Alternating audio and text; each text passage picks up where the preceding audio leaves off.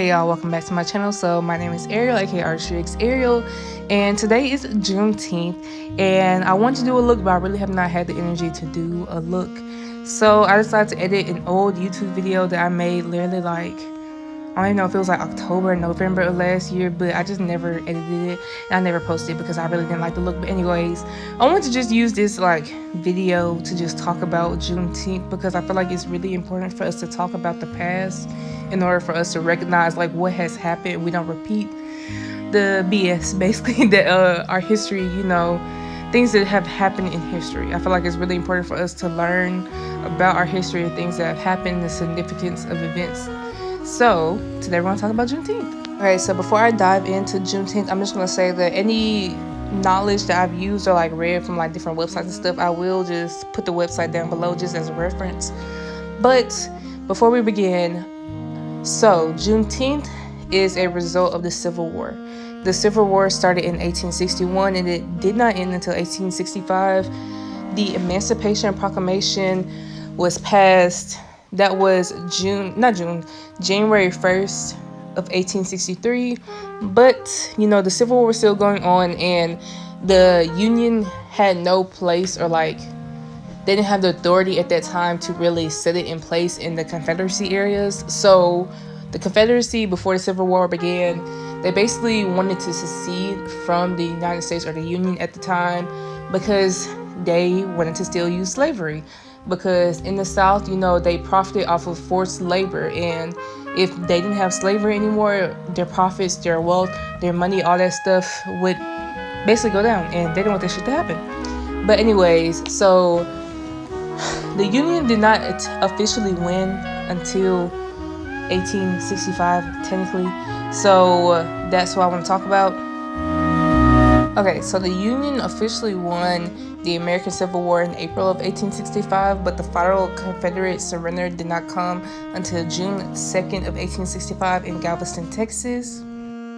On June 19th of 1865, thousands of Union soldiers reached Galveston Bay, which is alongside the northeast coast of Texas in the Gulf of Mexico.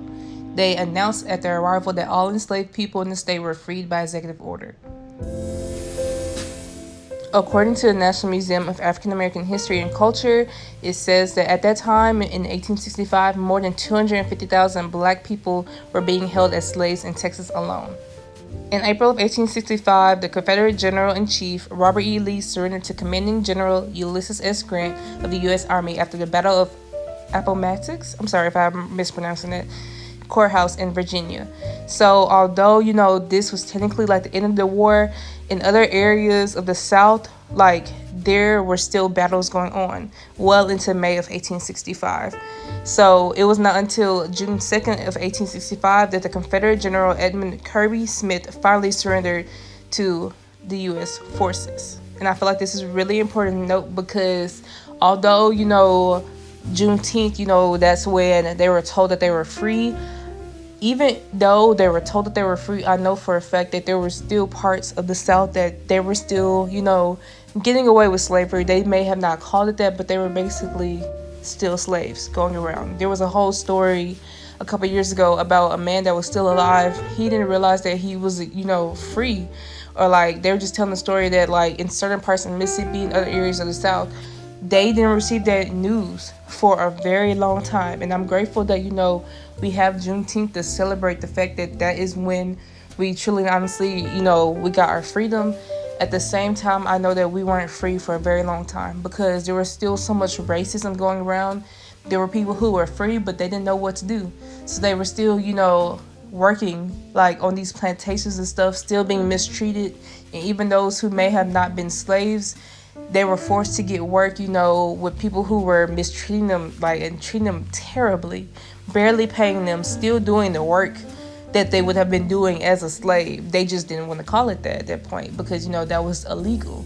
But I feel like, that's something that we really need to, point out is that although we were free for a while, we may not have been free. And I feel like there are still people who are not free just because of the injustices of the system in itself.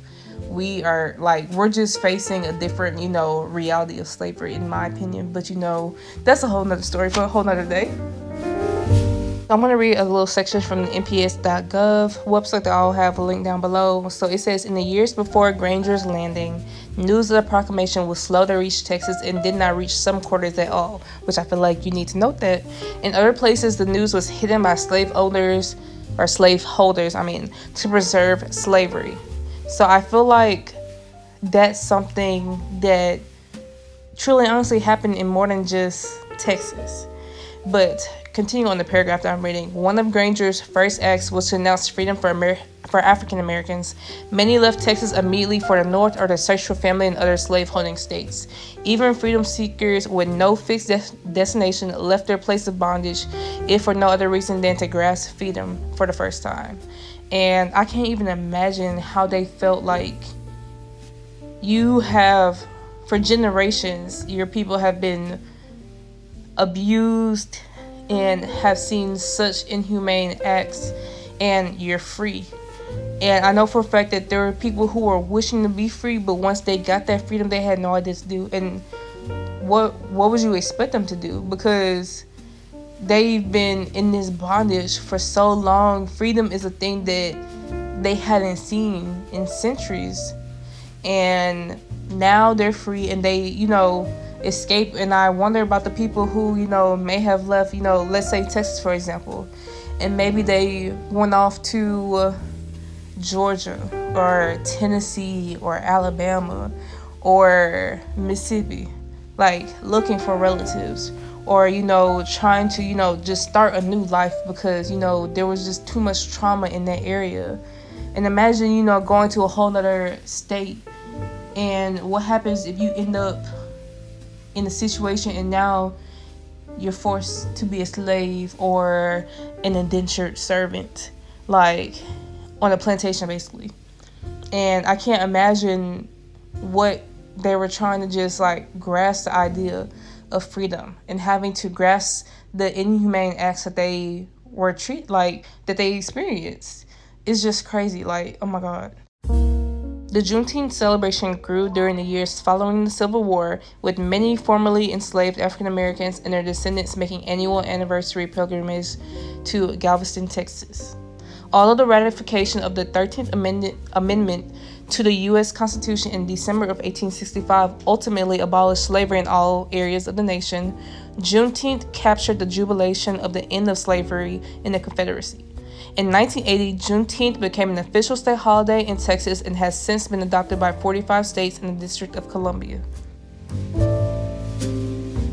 So even though a lot of Black Americans have been, celebrating this for more than a century, the holiday was not officially added to the national calendar until 2021. So as the Black Lives Matter movement, grew in popularity, a lot more people started to, publicly speak about the fact that, the federal government needs to acknowledge the emancipation of these Black people in the United States and how it was such a pivotal turning point in U.S. history. So advocates were, calling out leaders, telling them, hey, you need to really, put this into action. So that is part of the reason or how, it finally got added to the national calendar. So there was a bill that, solidified Juneteenth as a National Independence Day, and it passed basically or almost unanimously through both chambers of Congress before being signed by President Biden on June 18th. So basically, Juneteenth became a legal federal holiday the day before Juneteenth, which is June 19th, and that was in 2021. So now it will be observed and celebrated each year on June 19th. Okay, so now I'm going to be reading something from the Legal Defense Fund website. I'm going to put everything down below just in case you want to read it for yourself. But it says that last Juneteenth, the members of Congress reintroduced a constitutional amendment to end slavery in the United States. You may be thinking, wait, didn't the 13th Amendment already do that? Not exactly. So, the 13th Amendment to the U.S. Constitution is recognized by many as the formal abolition of slavery in the United States. However, it only ended chattel slavery, which is slavery in which an individual is considered the personal property of another. While formally eliminating the most recognizable form of slavery, the 13th Amendment also enabled slavery to be transformed into something else that still has harrowing ramifications for Black people today. Section 1 of the 13th Amendment reads as follows: neither slavery nor involuntary servitude, except as a punishment for crime whereof the parties shall have been duly convicted, shall exist within the United States or any place subject to their jurisdiction. The Abolition Amendment, which is a joint resolution currently before the Senate Judiciary Committee, proposes amending the U.S. Constitution to include an article reading, neither slavery nor indentured servitude may be imposed as a punishment for crime, which would formally close the exception loophole. However, the bar for passing a constitutional amendment is high. It requires 2/3 vote by the House and Senate, as well as ratification by 3/4 of all state legislatures. Thus, this resolution has not gained much traction. Because of this federal inertia, states have instead been driving efforts to eliminate slavery through ballot initiatives to amend their own constitutions. This November, voters in Tennessee, Oregon, Alabama, Louisiana, and Vermont will decide whether to revise their constitutions to remove exceptions to the abolition of slavery. If you are a resident in one of these states, you will soon have the opportunity to make your voice heard on this important issue this fall. Once again, I'm reading from the Legal Defense Fund website. Since the 13th Amendment's passage in 1865, its exception clause has enabled slavery to persist for generations through punitive systems. Following the Civil War, many southern states imposed black codes, which were laws that restricted black people's labor by requiring apprenticeships and labor contracts for employment, often with former slave owners. Black codes also established systems of convict leasing and vagrancy laws, which incentivized the arrest, incarceration, and subsequent re-enslavement of black people. These laws criminalized poverty, unemployment, and homelessness in order to meet the labor needs of former owners of enslaved people following emancipation. Jim Crow laws, which have their roots in black codes, further entrenched systems of apartheid for black Americans in almost every aspect of life in the post-Reconstruction era, including the criminal justice system. These laws legalized racial segregation throughout public life and were further ingrained through the establishment of the separate but equal doctrine by the U.S. Supreme Court in Plessy v. Ferguson. For black Americans, non-compliance with Jim Crow laws was often met with imprisonment, and violations of these laws and subsequent arrests could result simply from eating at a kitchen counter or entering a public space through the front door. And I want to say from, someone who, my parents are from the South, Mississippi at that, I have heard stories from some people about how they didn't even recognize how, they had to walk on, the lower sidewalk. And there was a higher part of the sidewalk, but that higher part was for white people only. And they had to walk basically on this lower, platform because they didn't want them, to be even considered equal as them, to walk on the same spaces. That's how bad shit was. I've heard horror stories of, people not wanting them to, get fruit off of a tree, and cutting down trees because, they didn't want them to have access to that fruit. That shit is ridiculous. How bad racism has affected so many families, not even just in the South, but everywhere. Oh my God. I'll read 2 more paragraphs and I'm gonna talk for a little bit. Following the end of the Jim Crow era, the war on drugs fueled mass incarceration by disproportionately filling America's prisons with black Americans, black men in particular, and enforcing racial control through the criminal justice system. This resulted in a redesign of America's racial caste system that nominally adhered to the principle of colorblindness following the fall of Jim Crow. Indeed, author and civil rights litigator Michelle Alexander has described this phenomenon as the new Jim Crow. These are not just dark legacies of the past, however. Today, there are still incarcerated black Americans picking crops on plantations across the country, regardless of whether it's through agricultural work or otherwise. The prison labor system creates a lack of control over one's labor and freedom, particularly for black people. It's no surprise then to find that in some states, incarcerated workers are not paid at all. A lot of people who are incarcerated literally are not paid, and I've read so many articles where they're paid pennies. When I say pennies, less than $1 for doing such hard work. There are prisons that have no clean water. The prisons look horrible. When I say horrible, they like, I want people to realize that like we're one of the countries like that we treat incarcerated people terrible. Like there are some countries who they actually use prison as a way to reform people.